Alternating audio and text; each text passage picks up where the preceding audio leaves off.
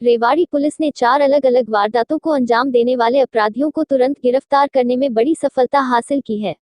DSP Amit Bhatia ने पत्रकारों को संबोधित करते हुए बताया कि रेवाड़ी जिले के थाना कसोला के अंतर्गत एक रेप केस मामले में 2 ऑटो चालकों को गिरफ्तार किया है।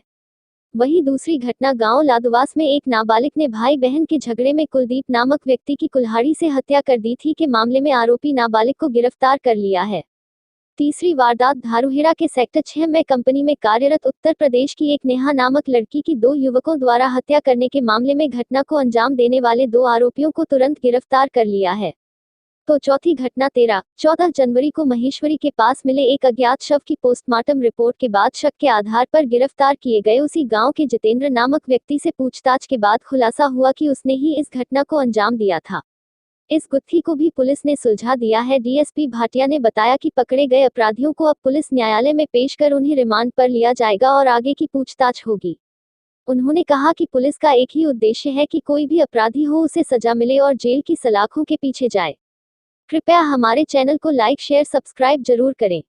और क्या क्या खुलासा? पुलिस अधीक्षक श्री अभिषेक जोरवाल के दिशा निर्देशन में और जो जितने भी हमारे जो डीएसपी साहिबान हैं उनकी निगरानी में हमारी जो टीम्स हैं, स्पेशली जो सीआईए यूनिट्स हैं और जो थाने की जो एसएचओस की टीम है, उन्होंने ये 4 केसेस में सफलता प्राप्त की है। कड़ी मेहनत की है इन लोगों ने और बहुत ही कम समय में इन जो वारदात हैं इनको क्रैक किया है।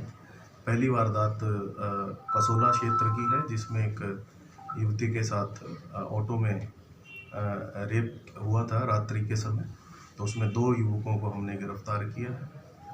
जो दूसरी जो घटना है वो गांव लादूवास की है, जिसमें जो 2 भाई बहन आपस में किसी बात पर बहस कर रहे थे, तो उसमें एक जो नाबालिग है जो एक्यूज्ड है उसने इंटरवीन किया और उनकी आपस में झगड़ा हुआ और इस बात को लेकर उसने कुलदीप नामक व्यक्ति की हत्या कर दी थी।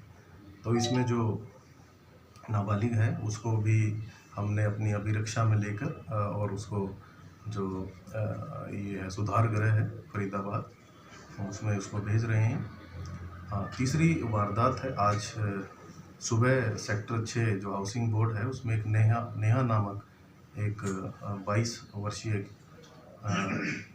लड़की थी। इसकी 4:45 बजे के आसपास मॉर्निंग में ही 2 युवकों ने इसकी हत्या की है। तो इसमें भी पुलिस ने तुरंत कार्रवाई करते हुए एफआईआर दर्ज करके और जो 2 एक्यूज थे उनको तुरंत गिरफ्तार किया है और जो आगामी जो कार्रवाई है वो कर रही है। इन सभी केसेस में जो पुलिस है जो माननीय अदालत में इनको पेश करेगी और जो न्यायिक जो रिमांड है इनका वो लिया जाएगा और जो फर्दर इन्वेस्टिगेशन इसमें की जाएगी और आपको अवगत कराएंगे। और एक और वारदात जो